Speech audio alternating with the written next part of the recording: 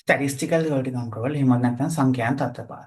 මෙතෙන්දී අපි බලන්නේ අපේ ප්‍රොඩක්ට් එක අපි ප්‍රීඩිෆයින් කරපු ස්ටෑන්ඩඩ්ස් වලට අනුව තියනවාද කියන එක. ඒකට අපි පාවිච්චි කරනවා කන්ට්‍රෝල් චාර්ට්ස්. එතකොට මේ කන්ට්‍රෝල් චාර්ට්ස් අපි වර්ග කරනවා වේරියබල් සහ ඇට්‍රිබියුට්ස් වලට අනුව. එතකොට මේ ඇට්‍රිබියුට්ස් අපි මුලින්ම පටන් ගමු වේරියබල්ස් වලින්. වේරියබල්ස් වලදී බලන්නේ අපි සාමාන්‍යයෙන් අපිට මෙෂර් කරන්න පුළුවන් අපේ ප්‍රොඩක්ට් එකේ ලෙන්ත් එක වේට් එක ඒ වගේ මෙෂර් කරන්න පුළුවන් එකක් නම් තියෙන්නේ. එතකොට අපි පාවිච්චි කරන්නේ මෙන්න මේ වේරියබල්ස් වලට අදාළ charts. එතකොට ඒවා x bar chart, r chart සහ s chart මෙන්න මේවා තමයි පාවිච්චි කරන්නේ. ඊට පස්සේ attributes වලදී අපි බලන්නේ සාමාන්‍යයෙන් ඒ විදිහට මෙෂර් කරන්න බැරි දේවල්. ඒ කියන්නේ ඒවට ටිකකට නොමිනල් ටයිප් එකේ ඒවා දෝෂ සහිත දෝෂ රහිත බව. කියන්නේ ඩිෆෙක්ට්ස් තියෙනවා ඩිෆෙක්ට්ස් නැත්te ඊට පස්සේ ඩිෆෙක්ට්ස් රේට් එකක් අන්න ඒ වගේ දේවල් තමයි අපි මේ attributes chart වලදී බලන්නේ. එතකොට ඒවට අපි P chart, NP chart, C chart, Q chart ඔය වගේ charts use කරනවා. මෙතනින් ගිහපැයක් තමයි අපිට ඉගෙන ගන්න තියෙන්නේ. එතකොට මේ control charts එකක් කොහොමද වෙන්නේ කියලා බැලුවොත් ඒකට අපි මුලින්ම මෙන්න මේ වගේ chart එකක් හදා ගන්නවා. ඒ chart එකේදී අපි ගන්නවනේ මෙන්න මේ upper control limit සහ lower control limit කියන values තුන. එතකොට upper control limit ඉහළ පාලන සීමාව, මධ්‍ය රේඛාව සහ පාලන සීමාව. අපි මේ ගන්න අපි චෙක් කරන process එක මෙන්න මේ ලිමිට්ස් ඒ කියන්නේ මෙන්න මේ රේඛා අතර තියෙනවා නම් lower control limit එක සහ upper control limit එක අතර තියෙනවා නම් අපි කියනවා අපි මේ චෙක් කරන process එක in control කියලා. නැත්තම් ඒ කියන්නේ මෙතනින් එළියට යනවා නම් values අපි කියනවා out of control කියලා. අපි බලමු මේවෙන් ගණන් හදන හැටි. පළවෙනි ගානේ for 20 straight days 120 smartwatches are inspected and the number of defective watches per sample is shown below. ඒතර මෙතනදී අපිට දීලා තියෙන්නේ මේ දවස් 20ක් මේගොල්ලෝ වොච් 120 ගානේ ඉන්ස්පෙක්ට් කරලා තියෙනවා. එතකොට හම්බෙච්ච ඩිෆෙක්ට්ස් ටික තමයි මේ දීලා තියෙන්නේ. එතකොට මෙතන දීලා තියෙන්නේ ඒ එක එක දවසේ කොච්චරක් ඩිෆෙක්ට්ස් තිබුණාද කියන එක. එතකොට මෙතනදී අපි බලන්නේ සම්පූර්ණ ඒ කියන්නේ අපේ ඉන්ස්පෙක්ෂන් එක සහ අපිට හම්බෙච්ච ඩිෆෙක්ට්ස් අතර තියෙන ප්‍රොපෝෂන් එක. ඒ කියන්නේ number of defects over මෙතන ඉන්ස්පෙක්ට් කරපු සම්පූර්ණ ගානට අදාළව අපි බලනවා අපිට කොච්චරක් ඩිෆෙක්ට්ස් ආවද කියලා. එතකොට මේ වගේ චෙක් එකක් කරනවා මේ තියෙන්නේ මෙහෙම ටෙස්ට් එකකදී අපි බලන්නේ කොච්චරක් අපේ ඩිෆෙක්ට්ස් තියෙනවද කියලා මේ ඉන්ස්පෙක්ට් කරපු ගානට අනුව. එතකොට මෙතන තියෙන ප්‍රොපෝෂන් එකක්. එතකොට මෙතනදී අපි බලන්නේ number of defects වගේ දෙයක් නිසා මේක අනිවාර්යෙන් ඇට්‍රිබියුට් එකක්. එතකොට එතන මේ බලන්නේ ප්‍රොපෝෂන් එකක් නිසා අපිට යන්න පුළුවන් P chart එකකට. අපි බලමු එහෙනම් කොහොමද මේ P chart එකක් හදන්නේ කියලා. එතකොට මුලින්ම P chart එකට අදාළව අපිට තියෙනවා හදා ගන්න ඕනේ මෙන්න මේ තුන. ඊට කලින් අපි බලන්න ඕනේ මේ හැම එකටම අදාළව ඒකේ ප්‍රොපෝෂන් එක කොච්චරක්ද කියලා. ඒ කියන්නේ අපේ total inspected watches ගානට අදාළව මේ defect rate එක කොච්චරක්ද කියලා. ඒක අපි බලන්නේ දැන් හිතන්න අපේ පළවෙනි සාම්පල් එකේ තියෙන්නේ defects 11ක්. එහෙනම් ඒක අපි බලනවා 11 බෙදීම අපි ඉන්ස්පෙක්ට් කරලා තියෙනවා ඔක්කොම 120ක්. එතකොට 11 බෙදීම 120 තමයි අපේ පළවෙනි එකට අදාළ value එක එන්නේ. එතකොට අපිට එනවා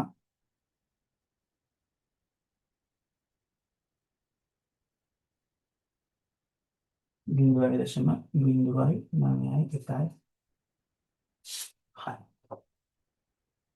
ඊට පස්සේ දෙවෙනි එකේදී අපිට හම්බෙලා තියෙන ඩිෆෙක්ට්ස් දෙකක් අපි ටෝටල් ඉන්ස්පෙක්ට් කරලා තියෙනවා 120ක්. එහෙනම් දෙක බෙදීම 120.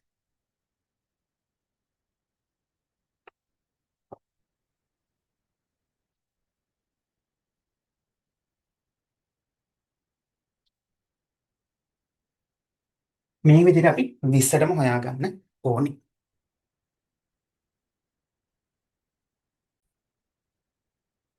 මේ ටික හදාගත්තට පස්සේ අපිට තියෙන්නේ මේ control limits ටික හදාගන්න.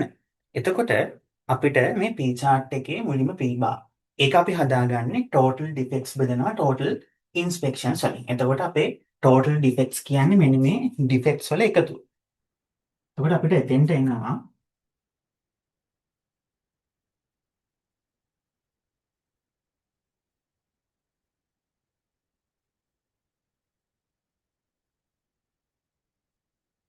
184. ඊට පස්සේ අපි ටෝටල් ඉන්ස්පෙක්ෂන් එක වෙනවා අපේ ඊබා වෙන්නේ ටෝටල් ඩිෆෙක්ට්ස් over total inspection. එතකොට total defect අපිට ආව 184ක්. total inspection අපි කරලා තියෙනවා vouchers 120 ගන්න දවස් 20ක්. එහෙනම් 20 වැඩි කිරීම 120 ගන්න. එතකොට අපිට value එක එනවා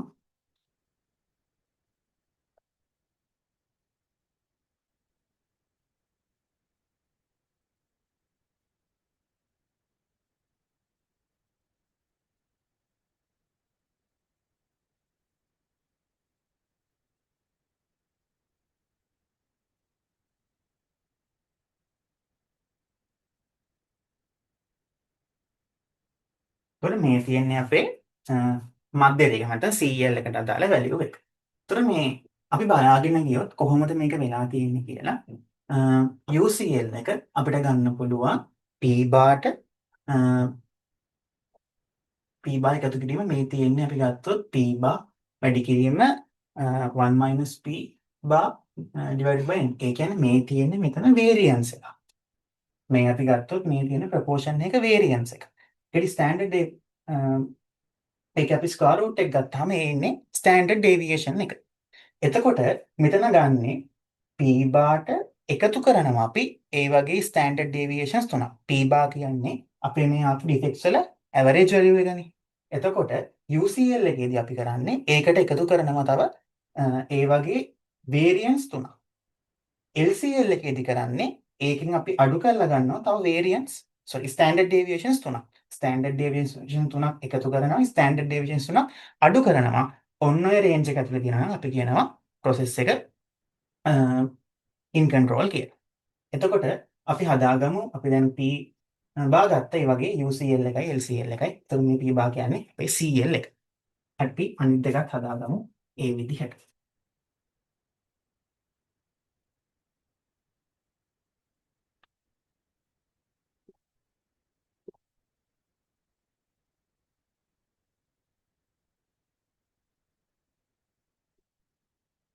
එතකොට මේ තියෙන්නේ 3 වැඩි කිරීම කියන එක. අතු මේ වර්ගමූලේ 3 නෙමෙයි 3 වැඩි කිරීම කියන එකයි මෙතන අදහස.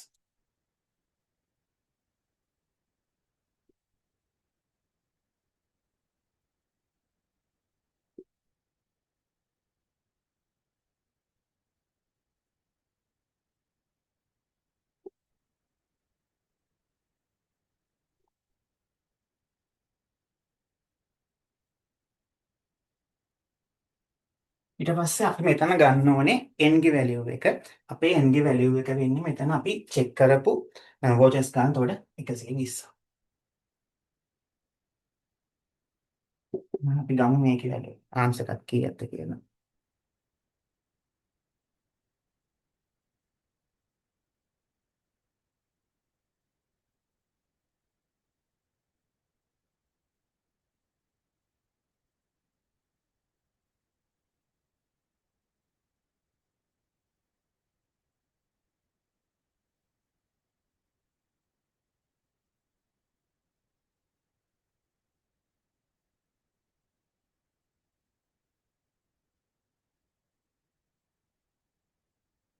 අපිට එනවා 0.15 0.2.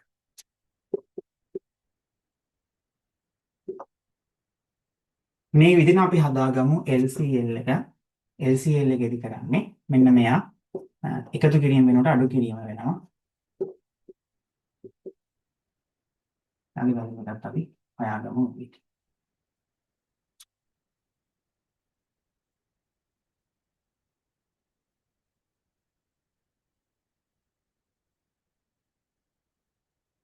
අපිට යාට එනවා 0.0.0.7. අපි එතකොට CL එක UCL එක සහ LCL එක හොයාගත්තා. ඒක පාවිච්චි කරලා අපි control chart එක අඳිමු දැන්.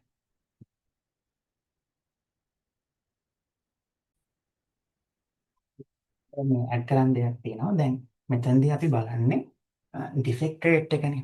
ඒ කියන්නේ දෝෂ සහිතද නැත්නම් දෝෂයක් නැද්ද? ඒ කියන්නේ දෝෂ රහිත කියන එකද බලන්නේ. එතකොට මේක අපි ගත්තොත් මේක මේ ද්විපද ව්‍යාප්තිය. එහෙම නැත්නම් බයිනෝමියල් ඩිස්ට්‍රිබියුෂන් එක.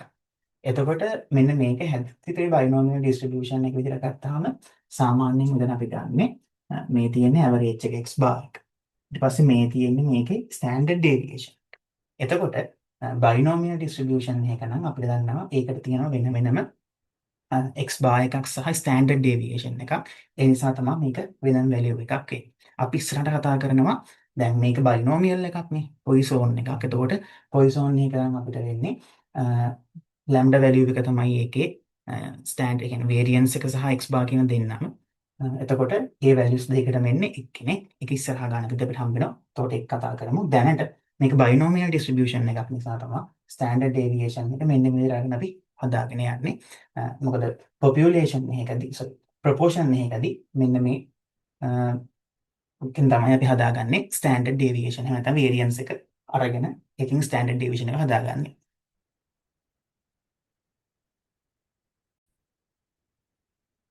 චාර්ට් එක හදාගමු. එතකොට මගේ x axis එකේ තියෙනවා sample number එක y එකේ defective percentage එක. එතකොට මුලින්ම මාක් කරගන්න ඕනේ මේ CL, LCL සහ UCL මම ඒවා හරීම දශම ගණන් වලට ගන්නේ නැහැ මෙතනදී. values ටික දාගෙන යන්න ආසන්න වශයෙන්. එතකොට මේක පහලින් එන්නේ 0.04 වලින්.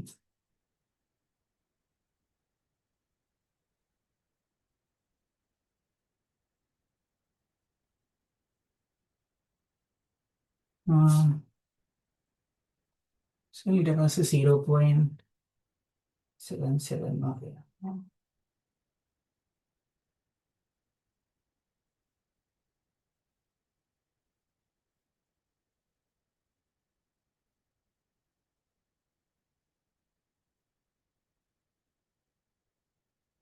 ටිකක් උඩින් ගන්න values තියෙන විදිහට එක ඊට වඩා ටිකක් උඩින් ගන්න.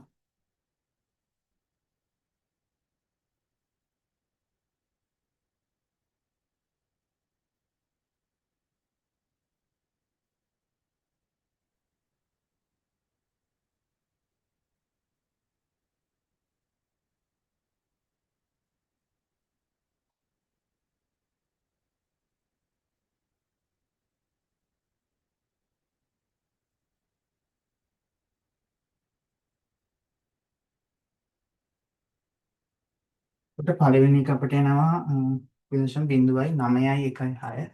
එතකොට 9 එක කියන්නේ මේක ටිකක් උඩින් එන්නේ. දෙවෙනි එක 0.01 ගන්නවා.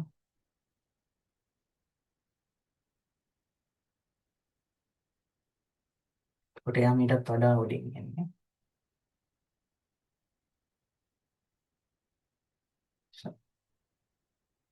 4 දෙවෙනි එක 0.016.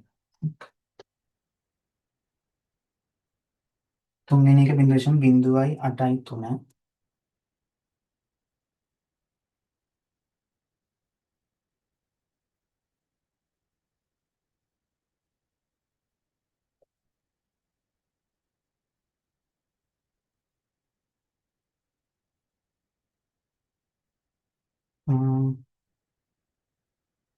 දැන් මේක බිංදුව මේ විදිහට අපිට දින ඔක්කොම ටික මාක් කරගෙන යන්න.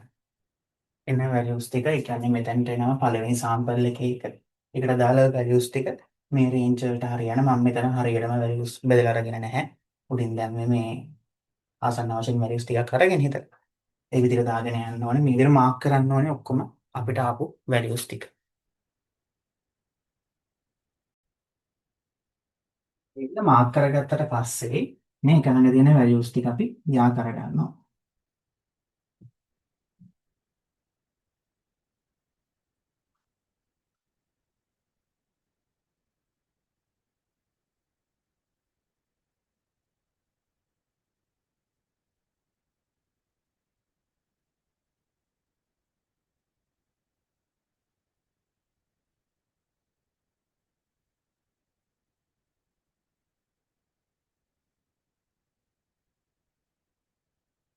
මෙන්න මේ වගේ shape එකක් එන්නේ.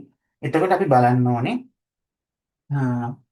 දැන් මෙතන තියෙන්නේ මෙන්න මේ අපර් කන්ට්‍රෝල් ලිමිට් එක, කන්ට්‍රෝල් ලිමිට් එක, ලෝවර් කන්ට්‍රෝල් ලිමිට් එක නෙමෙයි. මෙන්න මේ වැලියුස් දෙක ගිහින් තියෙනවා ඊට වඩා උඩට.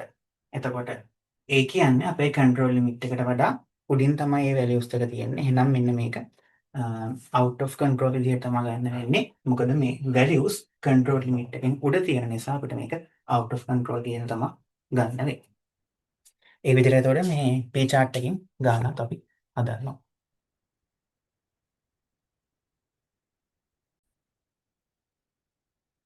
ඊළඟට දෙවෙනි ගාන අපිට කියනවා yellow roof cat company receives several complaints per day about behavior of its drivers. Over 10-day period, where days are the unit of measures, the owner received the following number of calls from the passengers. අපිට දීලා තියෙනවා මේ දවස් 10ට අදාළව ආපු complaints ගන්න. එතකොට මේ ගාන බැලුවොත් මේ ගානේ තියෙන්නේ යම්කිසි දවස් කාල, ඒ කියන්නේ යම්කිසි කාල සීමාවක් ඇතුළත සිදුවෙච්ච දෝෂ ගන්න. කියන්නේ කෝල්ස් ගන්න අපිට ආපු මෙහෙම ඩ්‍රයිවර්ස්ලා ඉවරක් තියෙනවා කියලා ආපු කෝල්ස් ගන්න.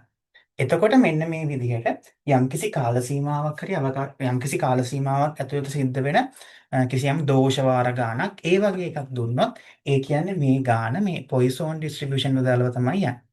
එතකොට මේක අපි හදන්නේ C chart එකකින්. එතකොට C chart එක අපි බලමු මුලින්ම කොහොමද මේ ලිමිට්ස් තුන හදාගන්නේ කියලා. එතකොට මේක පොයිසෝන් එකක් වුණාම මේ පොයිසෝන් එකකට අපි ගන්නවා සාමාන්‍යයෙන් පැරාමීටර් විදිහට ලැම්ඩා. එතකොට අපි කියනවා මේ ලැම්ඩා තමයි මේකේ ඇවරේජ් එක සහ වේරියබල් එක කියන වේරියන්ස් එක කියන දෙකම වෙන්නේ. ඒ නිසා තමයි මේ charts වල UCL අපි ගත්තොත් අපර් කන්ට්‍රෝල් ලිමිට් එක C bar ඊට පස්සේ එයාගේ අපි ගත්තොත් ස්ටෑන්ඩඩ් ඩීවියේෂන් හදලා තියෙන්නේ C bar එකම ස්ක්වයර් රූට් කරලා දාන්න. මේ විදිහට තමයි හදලා තියෙන්නේ. මේක පොයිසෝන් ඩිස්ට්‍රිබියුෂන් එකක් නිසා. මුලින්ම අපි හදාගමු C bar. C bar කියන්නේ සිග්මා C දෙකන්නේ. එතකොට සිග්මා C කියන්නේ මෙන්න මේ වගේ සම් එක. එතකොට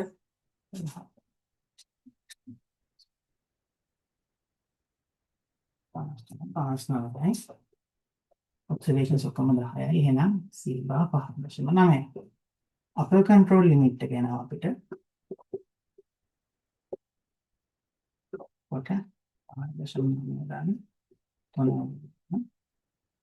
5.9 ස්ක්වයර් රූට්. ඒකට අපිට ඒකට වැලියු එක විදිහට එනවා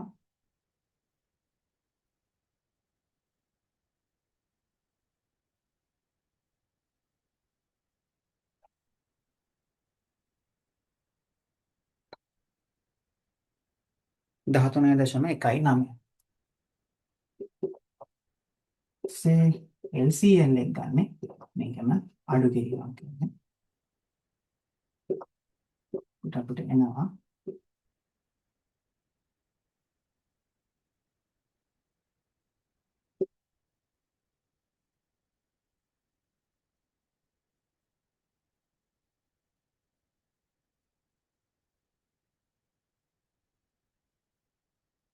අපිට 6.9 වර්ගමූලය 3න් වැඩි කළාම එන්නේ 7.2 ගන්න.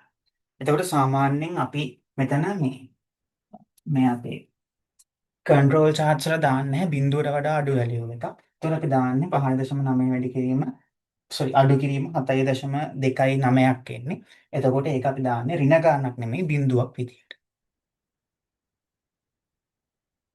ඒක මෙන්න අපිට තියෙනවා ඒකෙත් CL එක UCL එක සහ LCL එක මේ තුන පාවිච්චි කරලා අපි chart එක අඳින්න ඕනේ. ඊට පස්සේ අපි බලන්න ඕනේ ඒක in control ද process එක in control the out of control ද කියලා අපි ඒක කන්ක්ලූඩ් කරන්න ඕනේ. ඒ විදිහට තමයි මෙහෙම අපි C chart එක අඳින්නේ.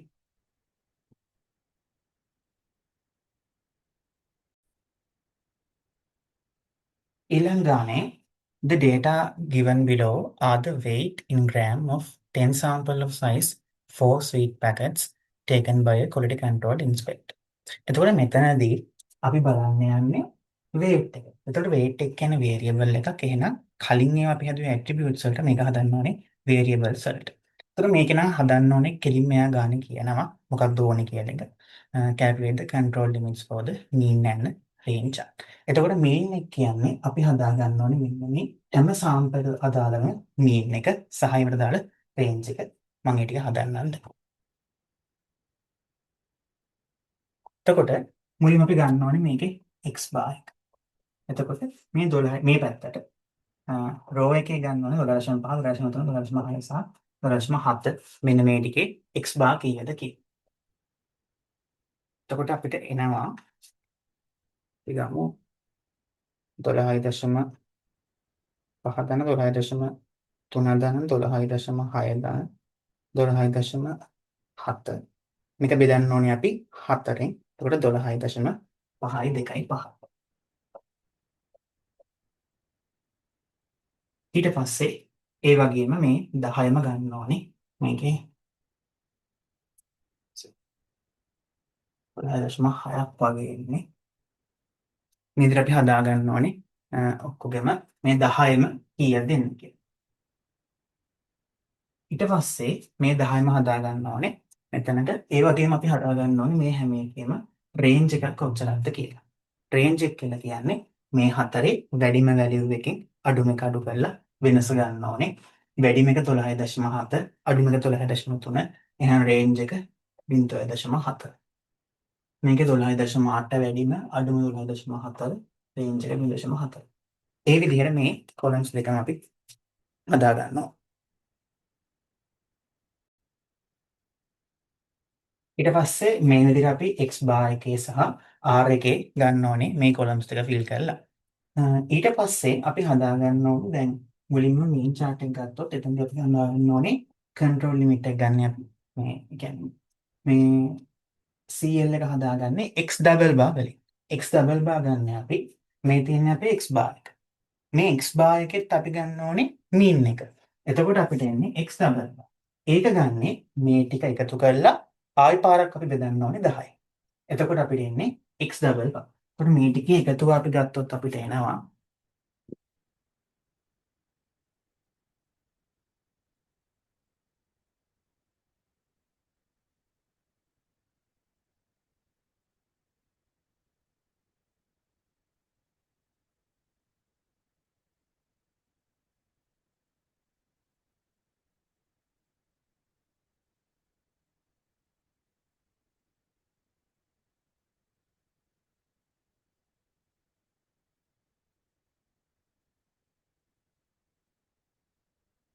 එකසේ 25යි දශම බිංදුවයි පහක් ඒක අපහු 10න් බෙදුවම අපිට එනවා 12.5 ඒක තමයි x double bar එක. ඒ වගේම අපි හදා ගන්න ඕනේ r bar එක. r bar එක ගන්න තියෙන දැන් මේ තියෙන r values නේ x bar එකක් නෙමෙයි. එතකොට r එක එකතු කරලා ඒකේ mean එක ගත්තා නම් හරියි. එතකොට එතෙන්ට අපිට එනවා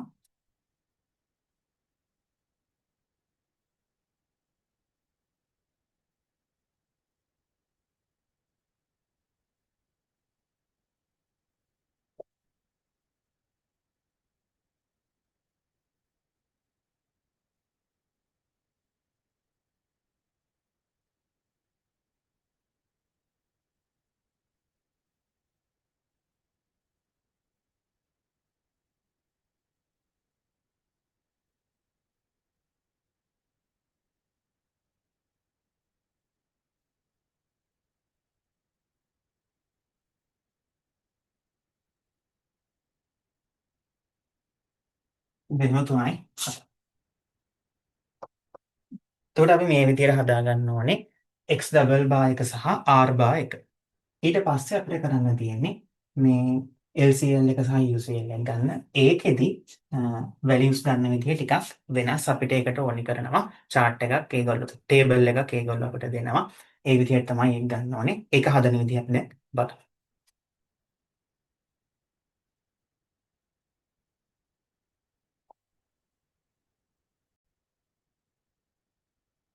එතකොට දැන් අපි ගත්තොත් මෙතන mean chart එක. එතකොට අපිට ගන්න තියෙන්නේ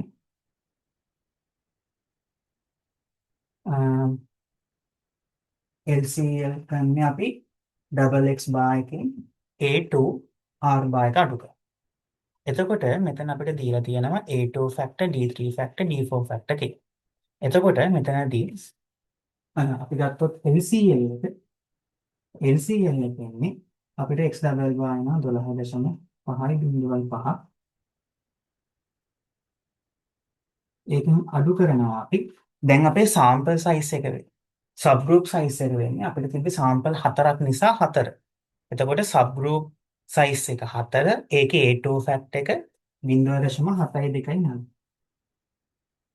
ඒක අපි වැඩි කරනවා අපේ අපිට ආපු R බාර් එක 0.37. එතකොට අපිට එනවා LCL එක.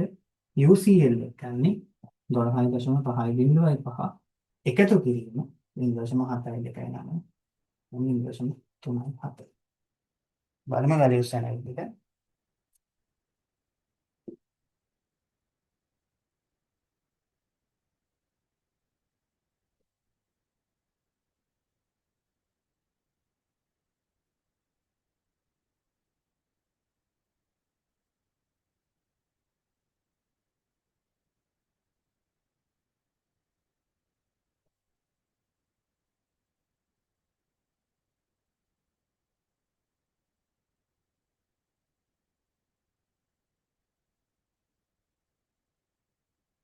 අපිට LCL එනවා 12.5. 2.35ක්. ඊට පස්සේ UCL එනවා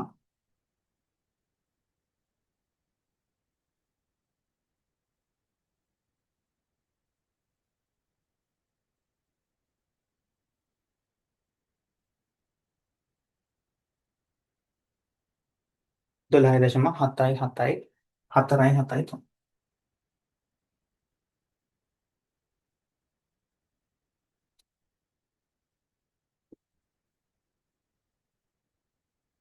අපි ඒක ගත්තේ කොහොමද? අපිට ආපු A2R වැලියු එක වැඩි කළා R බාර් එක. එතකොට අපිට ආවා LCL එකයි UCL එක. ඊට පස්සේ මම ගන්න R එකට. ඒතර මේ වැලියුස් ටිකත් අපි මේවා පාවිච්චි කරලා අඳින්න ඕනේ X bar chart එක. ඊට පස්සේ ඒ කියන්නේ mean chart එක ඇඳලා මේ ඒකෙන් අපි කියන්න ඕනේ කොහොමද process එක in control the out of control ද කියලා. මෙතන CL එන්නේ R bar. එතකොට R bar 0.37යි. UCL එක ගන්න R bar වැඩි කරනවා අපි D4 එක. D4 එක ගන්න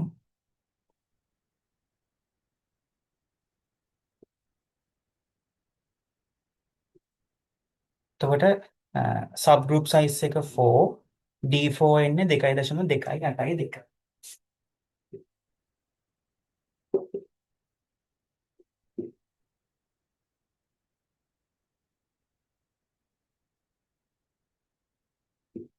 කොට අපිට එනවා දශම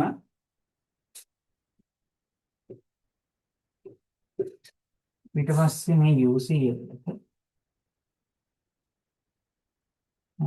LCL එක ගන්න අපි D3 ගෙන් D3 sub group size 4 D3 එතකොට බිඳුවයි වැඩි කිරීම 0.7 කියන්නේ බිඳුවයි. එතකොට lower control limit එක බිඳුවයි upper control limit එක 0.8යි R bar එක කියන්නේ CL එක 0.37. මේකත් අර විදියටම ඇඳලා බලන්න ඕනේ කොහොමද වෙන්නේ. ඔය ටික තමයි අපිට ලෙක්චර්ස් වල ඩිස්කස් කළේ මේ charts වලින් එනවා.